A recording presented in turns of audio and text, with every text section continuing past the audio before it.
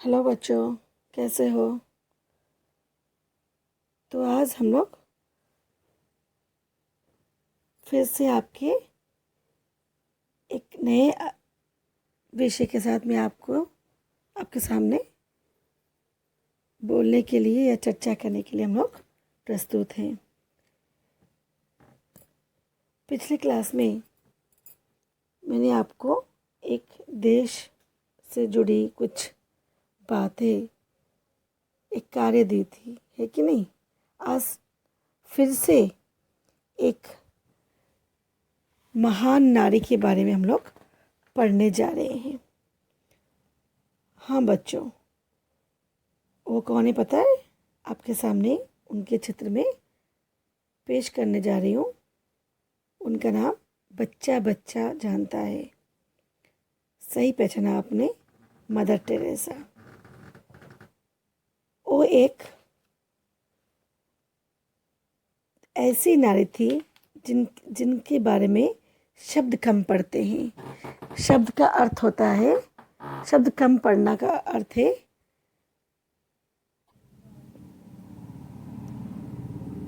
शब्द कम पढ़ने का अर्थ है कितने भी हम लोग उनके बारे में कहें, ये कम ही है। इनका जन्म 1910 26 अगस्त में हुआ था। हालांकि वो भारतीय नहीं थे, वो पहले से ही वो बाहर के देशों से ही आई हैं। अर्थात उनका जो जन्म है यूगोस्लाविया के सोफेजे नगर में, जैसे मैंने कहा, सन 1910 26 अगस्त में हुआ था। और वो एक गरीब साधारण मामूली सी परिवार से थी। वो जब पैदा हुई थी, जब उनको 4 साल की हुई थी, तभी विश्व युद्ध शुरू हो गया था। इन सारे परिस्थितियों को देखते हुए वो अपने जीवन का रुख बदली। ऐसे तो उनके बारे में बहुत कहानियां हैं और ये सही भी है, लेकिन हम लोग जब विषय पढ़ेंगे हम लोग को सारी चीज़ें साफ दिखाई प्रतीत होगी। लेकिन उससे पहले मैं ये कहना चाहूँगी कि वो एक मामूली घराने की लड़की थी और उनके पिता वो जब 8 साल की थी उनके पिता का देहांत हो गया था और वो 5 भाई बहन थे। और इन सारी असुविधाओं में पली बड़ी और उन्हें जीवन का सही माने में अर्थ मालूम था। अर्थात वो जिस व्यथा में गुजर रही थी, वो जिस व्यथा का मतलब जो प्रॉब्लम्स में वो गुजर रही थी, उसी प्रॉब्लम में, उसी आँखों से समाज में जितने भी गरीबी, लाचारी, दुखियारियों को जीवन, वो हमेशा उसके ऊपर भी उनका प्रभाव होता था। अर्थात उसके ऊपर ही उनका नज़र रहता था।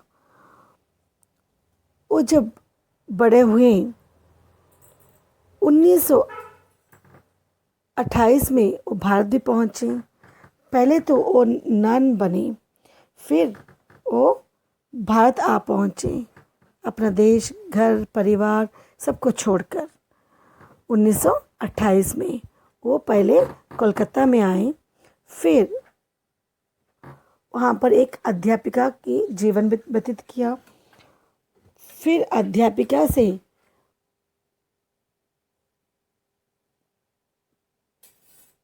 प्रिंसिपल बनी, या उसके बाद वो हर एक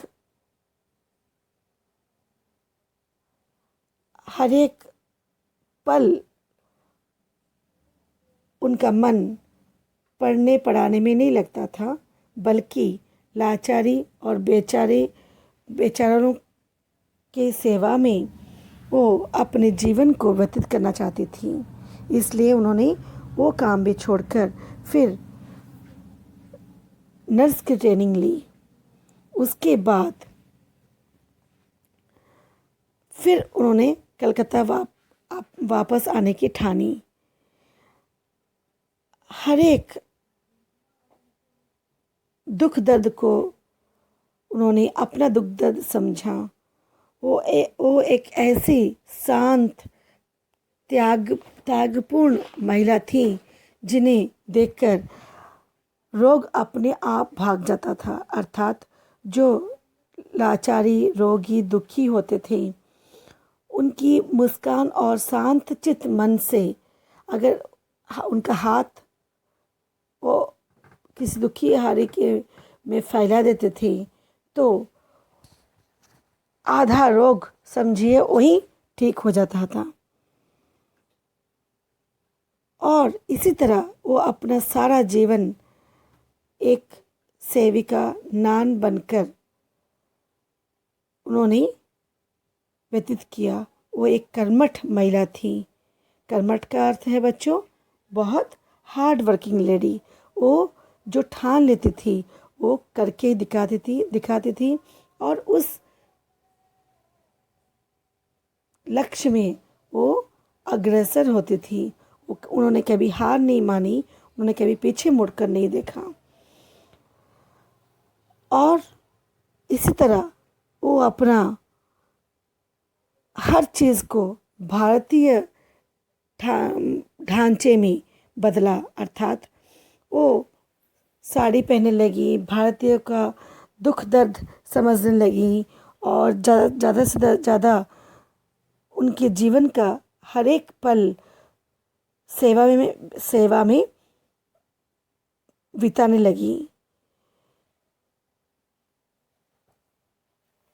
और अपने लिए उन्होंने कुछ नहीं बचाया, कुछ नहीं किया। सिर्फ वो हमेशा दूसरों के लिए दुखी लाचार व्यक्तियों के लिए उन्होंने सेवा की। इसी तरह उन्होंने हर एक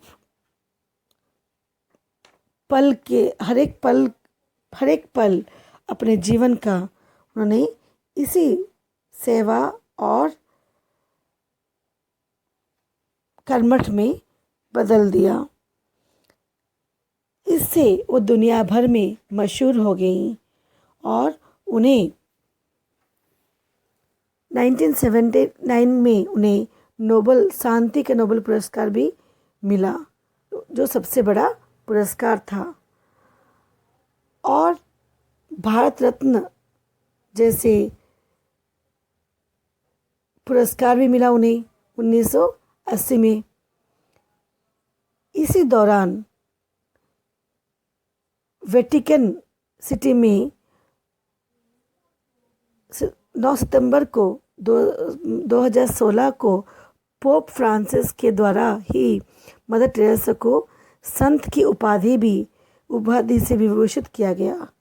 केवल भारत में ही नहीं, उन्हें दुनिया भर में भी वो मशहूर रही अपनी काम के लिए और पुरस्कार के लिए।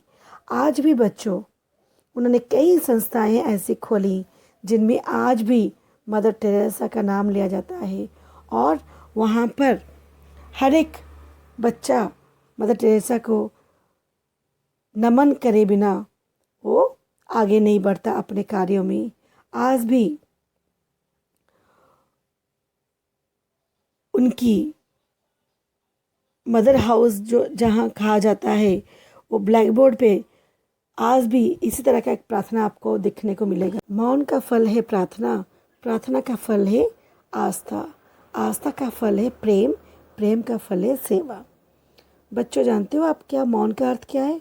मौन का अर्थ है चुपचाप रहना, हर बात को आप सहना और आप अपनी हंसी में ही दूसरों को आप जवाब देना। प्रार्थना का फल है आस्था। आप भगवान से प्रार्थना करते हैं। क्यों करते हैं? आस्था के लिए, एक जीवन में एक जगह के लिए, राइट। आस्था का फल है प्रेम, और आस्था में आपको क्या चाहिए? श्रद्धा और प्रेम। और प्रेम का फल क्या है? सेवा। प्रेम में हमेशा पाना नहीं, प्रेम में हमेशा बलिदान और दूसरों को अपने जीवन से कुछ देना भी, त्यागना भी प्रेम कहलाता है ना बच्चों। इसी तरह हम लोग मदर टेरेसा के बारे में और कुछ जानकारी, विषय पढ़ते पढ़ते हम लोग को जानकारी प्राप्त होगी, और हम लोग अगले वीडियो में हम लोग देखेंगे मदर टेरेसा जी के बारे में, है ना बच्चों। धन्यवाद।